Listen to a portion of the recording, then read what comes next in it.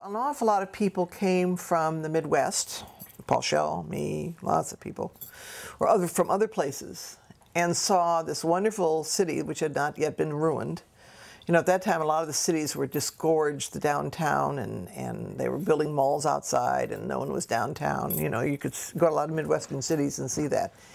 And we wanted to make sure that, I mean, we said, oh, you've got this wonderful thing, don't ruin it by tearing things down and building new ugly stuff. And so I think there was a big impetus that came from people from other places. The Allied Arts perspective on arts was just that Allied, everybody needs to work together to be effective, and the arts should be more broadly defined. They're not a luxury item.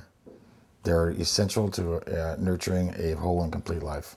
And it's everything from the visual arts to the urban, culinary, urban design, historic preservation.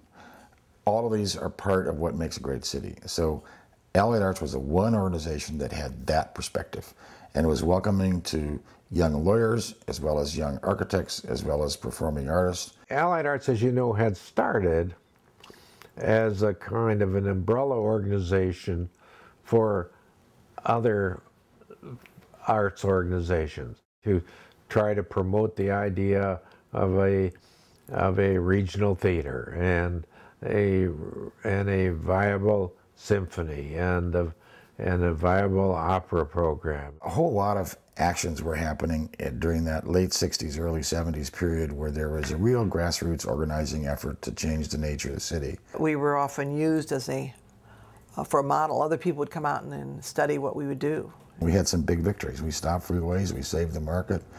We started on the very first neighborhood programs. Historic preservation became an issue. The arts were viewed as an important part of what makes a healthy community.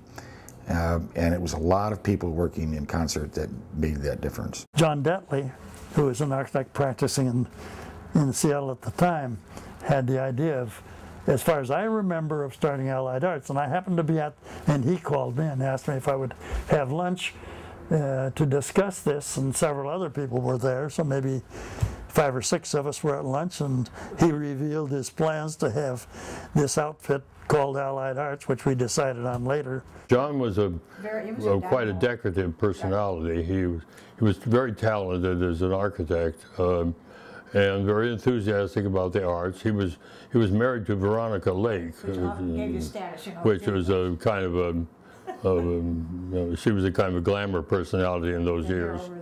Vic Steinbrook and I, and several others, of course, were tremendously interested in the market. The city wanted to tear down the market and build some skyscrapers there on on First Avenue, between First Avenue and Pike Place, which is the street that goes through the market. It was far more civic than it was either design or professional. It was either you love the market or you don't. It wasn't. There was no middle at that point. You either voted for the historic district or you didn't. The mayor was opposed to it. The Chamber of Commerce was opposed to it. The Downtown Development Association was opposed to it. The director of the Department of Development in the city was opposed to it. And the only ones who were for it were the people. So it really was a great victory. Victor was great. He blew the whistle, did the pictures, helped gather the signatures, and then the Friends sort of didn't know where to take it next. They got it on the ballot, and the Alliance to Save the Market was a group of young lawyers who really ran the campaign and made that happen.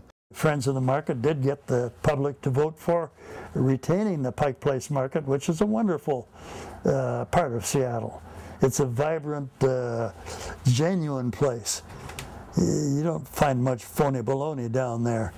At any rate, the market has been preserved, and everybody now agrees that it was a wonderful thing to preserve. Pioneer Square was just beginning to show some signs of life. It had been pretty much a rundown, shabby area, storage and empty stores for quite a long period of time. But then it was just beginning. There were a few venturesome people that had come down there. At one time, some of the young architects, they painted a park down there on the asphalt surface, and green and pathways and stuff, and to see how it might look. And that had some impetus, because it helped the city realize that it could be a park. The trees appeared in Occidental Square thanks to Allied Arts. A lot of those things started at Allied Arts, and they were really smart, good young people who would work hard. I will quote Peggy Goldberg, who said, "It's the best club in town." And I think that's what we all loved about it, that we could be doing good things, hopefully that we were doing good things, and kicking up a little storm and feeling that we were participatory democracy. We spawned an awful lot of things, which nowadays some of the organizations that we spawn don't even recognize that or know that. That's okay, you know. You don't have to get credit for everything, but that was certainly true.